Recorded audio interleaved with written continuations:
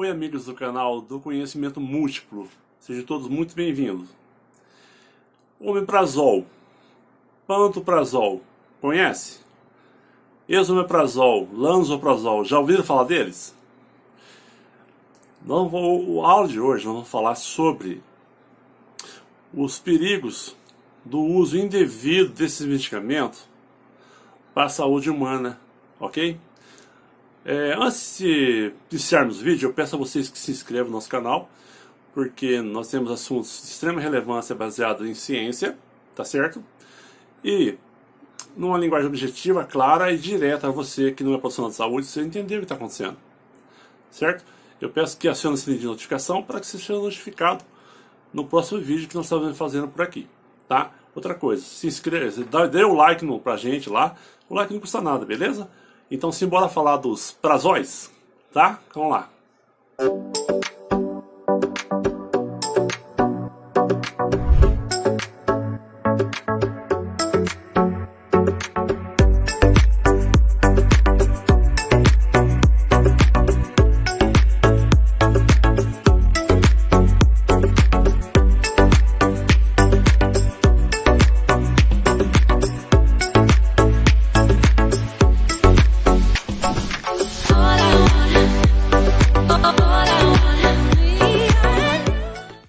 Então, galera, o omeprazol, o lansoprazol, o pantoprazol, esomeprazóis, entre outros prazóis, o esomeprazol e entre outros prazóis, são substâncias químicas, são medicamentos que são indicados para inibir a bomba de próton localizada na célula parietal na parede do estômago, e não a célula principal, como eu mencionei lá no vídeo que eu fiz antes. A célula principal, galera, produz pepsinogênico, uma proteína bem grande, uma macromolécula, que sofre clivagem do ácido gástrico, que é o ácido clorídrico, e quando sofre clivagem, ela forma a pepsina, que vai fazer a digestão de proteínas, a peptídeos, que sofrerão subsequentemente na luz do duodeno, a produção de peptidases a aminoácidos. É assim que funciona a digestão, tá? Então eles inibem na bomba parietal, a bomba de próton, tá? Fazem isso. Mas antes de eu seguir o assunto, vamos falar um pouco dos indutores de produção de suco gástrico. Nós temos a gastrina. A gastrina é um hormônio produzido pela célula G do estômago. Ela vai lá e induz, aumenta a liberação de próton, H+, no meio gástrico, que se combina com cloro, formando o ácido clorídrico. Em contrapartida, nós temos as células D, produtoras de somatostatina. A somatostatina, ela tem a tendência de inibir de inibir a liberação desse suco gástrico, fazer um fisiologismo contrário, manja? Ela faz um controle, gastrina, somatostatina, a questão hormonal. Só que existem substâncias também que induzem a acetilcolina, que é um neurotransmissor produzido pelo sistema nervoso central e periférico nos neurônios. E a acetilcolina ela age nessas células parietais, induzindo a liberação de prótons e hidrogênio no meio gástrico, aumentando então a acidez, certo? A principal dela, gente, é a histamina. A histamina, ela estimula de maneira indireta. Como? Dos gânglios paravertebrais parte um nervo chamado nervo pneumogástrico. O nervo pneumogástrico, ele tem entre a célula parietal e o nervo pneumogástrico tem uma sinapse, ou seja, tem uma interrupção entre um neurônio e outro. E o neurotransmissor ali naquele neurônio é a histamina. O receptor é igual tem no vaso sanguíneo, igual tem no nariz aqui da alergia? Não, é diferente. Ele é o histaminérgico do tipo 2. O que tem no vaso é o histaminérgico do tipo 1, que tem no sistema nervoso central também. Então, esse tipo 2, ele está no nervo pneumogástrico. O que acontece? Sempre fala daquela cimetidina, ranitidina, nizatidina. São antiácidos que agem bloqueando esse receptor de histamina no nervo pneumogástrico, não permitindo a passagem da informação neuronal para essa célula parietal. Então, galera, se não tiver um bloqueio, a pessoa tem assim, a produção exacerbada de ácido no estômago, aumenta o suco gástrico, aumenta um monte de problema, tá certo, galera? Então, isso são os indutores da questão fisiológica. Mas vamos continuar falando dos prazóis, tá? Sabe aquele omeprazol que você conhece tanto? Esse omeprazol, ele é um medicamento que foi desenvolvido, aprovado em 1988 e comercializado a partir de 1990, certo? Esse medicamento ele foi feito para reduzir a produção do suco gástrico, de tal forma que ele bloqueia a liberação de próton e hidrogênio dentro do meio gástrico, certo? Diminui então o suco gástrico, diminui também o refluxo. Sim, mas para um tratamento de 14 dias. Só que o pessoal não entendeu isso. Faz uso de maneira crônica. Você aí que faz uso de maneira crônica é um problema sério. Por quê? Quando você toma esses medicamentos, esses prazóis, você faz a cloridria às vezes e diminui demais diminui demais a acidez gástrica. Fica muito alcalinizado o estômago. Você altera a absorção de vitamina B12, altera a vitamina K, altera a absorção da vitamina D e, sobretudo, altera a absorção do poderoso e importante cálcio, certo? Então, o uso crônico leva a isso. Você inibe a absorção dessas substâncias.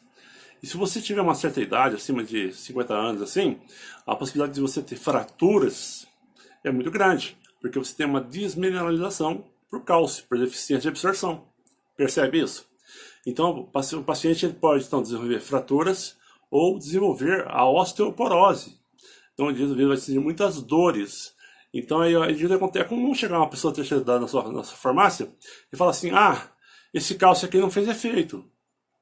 Eu quero outro, esse aqui eu não quero mais. Mas quando na verdade não é o cálcio, são os prazóis que eles estão tomando de maneira crônica e errada, que inibe então a absorção do cálcio. Inibe a absorção do cálcio, desmineraliza o osso, fica mais quebradiço para fratura e também desenvolve a osteoporose. Entenderam? É importante saber também o seguinte, que a parte superior do estômago, com a parte mais embaixo do estômago, como aparece na amostra aqui, tem dois esfíncter. Em cima tem o esofagiano inferior, ou cárdia, e lá embaixo, no contato com o intestino delgado, nós temos o esfíncter pilórico.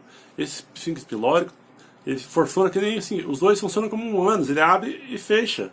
Quando entra o alimento, eles fecham. Depois, entendeu? Tem que fechar de maneira eficiente. Acontece que às vezes, quando não tem eficiência, ele fica entreaberto. Uma coisa legal para isso, tá certo? Para evitar o refluxo, é o cloreto de magnésio. O cloreto de magnésio ele é uma medicação que ele faz o quê? Ele diminui a tua hiperacidez, é uma dica bem legal. Uma hiperacidez gástrica provocada por ácido, né? E também ele ajuda a ajustar esse esfíncter, a musculatura circular. Ajusta o esfíncter, porque na verdade pacientes que têm problema nesse local fica entreaberto e dá refluxo do suco gástrico para dentro do esôfago. A parede do estômago é protegida por um muco, a mucina. Já o esôfago não tem isso. O que acontece?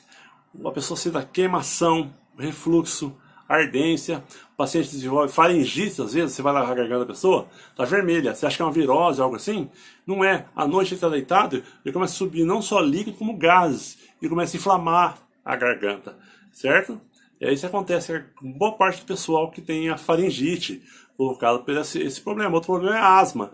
Se esse refluxo entrar dentro da parte respiratória, na laringe ali, vai desenvolver a asma também, tá? Outra dica importante, quando você for dormir, você que tem esse problema de refluxo, durma de lado, do lado esquerdo. Por quê? Então o teu estômago, com o teu resíduo gástrico, fica abaixo do seu esôfago, certo? Faz esse teste, tá certo? Você vai ver como que vai funcionar legal. Se você faz o teste, depois você deixa no comentário. Vira de lado, vai ficar assim e não vai diminuir o refluxo também. É uma das dicas, tá certo, galera? Então, ó, omeprazol, lansoprazol, esomeprazol, tá? Pantoprazol. Esses prazóis, como todos, cuidado. Eles são excelentes inibidores de acidez gástrica, mas o seu uso indevido a longo prazo traz mal à saúde. Causa esses problemas que eu te falei para vocês aí, certo? Cuidado. Sempre procure um profissional antes de usar medicamento. Espero que vocês tenham gostado, espero que vocês tenham aprendido alguma coisa a mais com a gente aqui.